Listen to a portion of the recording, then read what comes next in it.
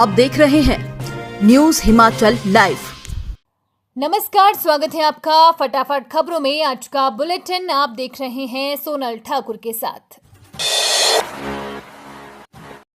Bharatiya Janata party Solan ग्रामीण मंडल की विशेष बैठक का हुआ आयोजन। लगभग 100 कार्यकर्ताओं ने लिया भाग। भारतीय जनता पार्टी सोलन ग्रामीण की एक विशेष बैठक का आयोजन किया गया। ये बैठक संविधान गौरव अभियान के अंतर्गत भाजपा कार्यालय कमलम में आयोजित की गई। बैठक की अध्यक्षता ग्रामीण मंडल अध्यक्ष चंद्रकांत शर्मा ने की गई। इस कार्यक्रम के मुख्य वक्ता पुरुषोत्तम गुलेरिया रहे। उन्होंने संविधान के महत्व और इसके संरक्षण में भाजपा की भूमिका पर प्रकाश डाला।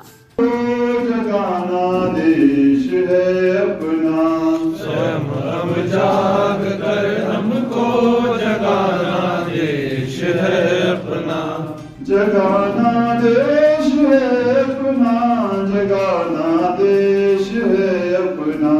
जगाना देश है अपना, जगाना देश है अपना।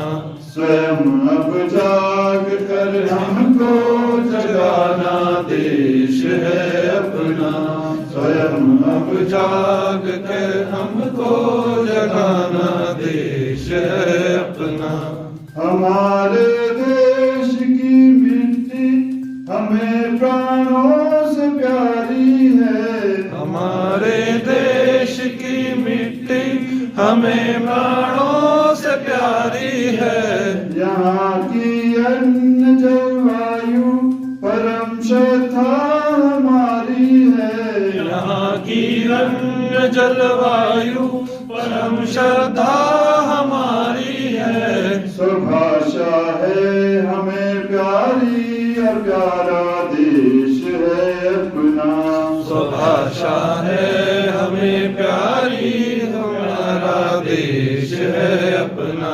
जगाना देश है अपना, जगाना देश है अपना। जगाना देश है अपना, जगाना देश है अपना। स्वयं अब जाग कर हमको जगाना देश है अपना। स्वयं अब जाग कर हमको जगाना देश है अपना। नहीं है अब समय कोई गहन निद्रा में सोने का। नहीं है अब समय कोई गहन निद्रा में सोने का। समय है एक होने का, न मतभेदों में खोने का। समय है एक होने का, न मतभेदों में खोने का। बड़े बल राष्ट्र का जिससे वो करना मेल है अपना। बड़े कद राष्ट्र का जिसमें करना मेल है अपना। जगाना देश है अपना, जगाना देश है अपना। जगाना देश है अपना, जगाना देश है अपना। स्वयं अब जाग कर हमको जगाना देश है अपना।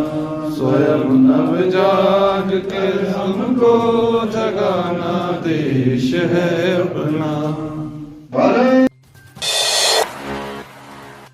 कुनिहार के व्यापारियों ने धूमधाम से मनाई अयोध्या में श्री राम लला मंदिर प्राण प्रतिष्ठा की प्रथम वर्षगांठ। अयोध्या में श्री राम लला मंदिर प्राण प्रतिष्ठा का 1 साल पूरा होने पर पूरे देश में जगह जगह विभिन्न कार्यक्रम आयोजित किए गए। इसी कड़ी में आज 22 जनवरी 2025 को श्री राम लला प्राण प्रतिष्ठा की प्रथम वर्षगांठ को कुनिहार के व्यापारियों ने बड़ी धूमधाम के साथ मनाया। कुनिहार के बस अड्डे पर व्यापारियों ने इकट्ठे होकर श्री राम प्रभु के प्रति अपनी आस्था प्रकट करते हुए शुद्ध देसी घी के हलवे का प्रसाद बनाकर पूजा अर्चना की।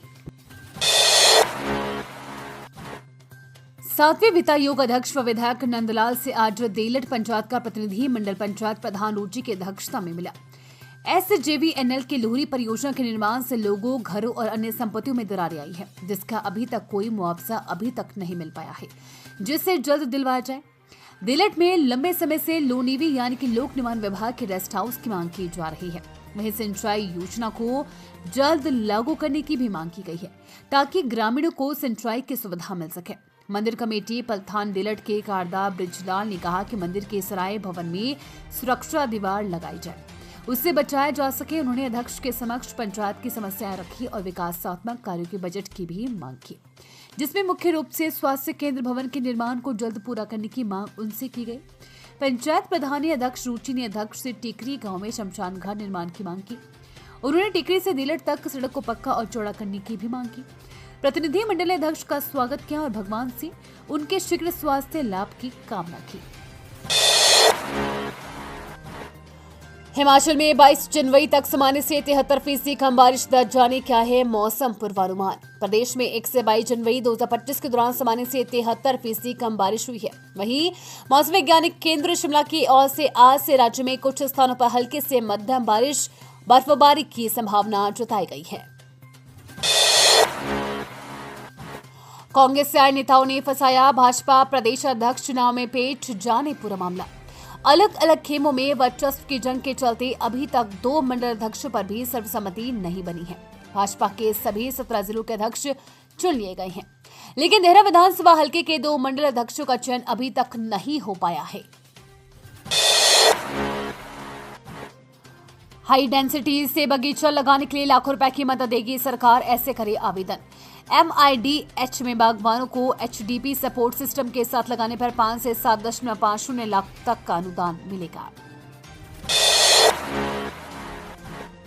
गेमिंग ऐप में पहले 1.5 लाख रुपए जीते, करोड़ों कमाने के चक्कर में 23 लाख रुपए लुटाए। गेमिंग ऐप में करोड़ों रुपए जीतने का सपना भारी पड़ गया। मामला सोलन जिला के औद्योगिक क्षेत्र का है। शिकायतकर्ता को करीब 6 महीने पहले ही गेमिंग ऐप के बारे में जानकारी मिली।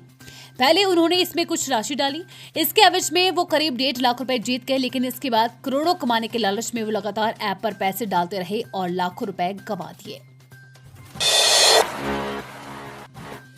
मुख्यमंत्री सुक्खू बोले, निर्माण कार्य में देरी को अब माना जाएगा विलंबित भ्रष्टाचार।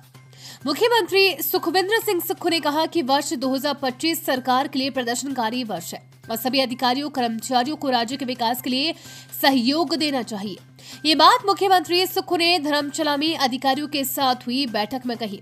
उन्होंने कार्यों में देरी की प्रथा समाप्त करने के निर्देश दिए और कहा कि अगर ऐसा हुआ तो इसे विलंबित भ्रष्टाचार माना जाएगा। मुख्यमंत्री ने कहा कि सरकार सभी योजनाओं के लिए बजट मुहैया करवा रही है और विकास के लिए धन की कमी आड़े नहीं आने देंगे। उन्होंने हिमाचल को आत्मनिर्भर बनाने के सरकार के लक्ष्य को दोहराया और विभागों को ये सुनिश्चित करने के निर्देश दिए कि कल्याणकारी योजनाएं लाभार्थियों तक पहुंचे। मुख्यमंत्री ने कहा कि सरकार स्वास्थ्य और शिक्षा क्षेत्र पर ध्यान केंद्रित कर रही है।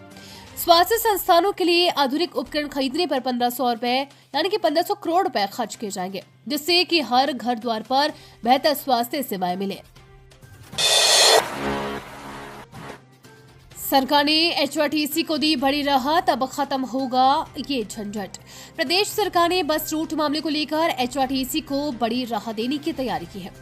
एक विशेष पॉलिसी सरकार के परिवहन विभाग ने अधिसूचित कर दी है, जिस पर 1 महीने में आपत्तियां व सुझाव मांगे गए हैं। इस पॉलिसी के लागू होने से यहां HRTC को बस रूट लेने के लिए बार बार आवेदन नहीं करना होगा, बल्कि अस्थायी परमिट के बजाय उसे भी 5 साल के लिए स्थायी परमिट मिल जाएंगे।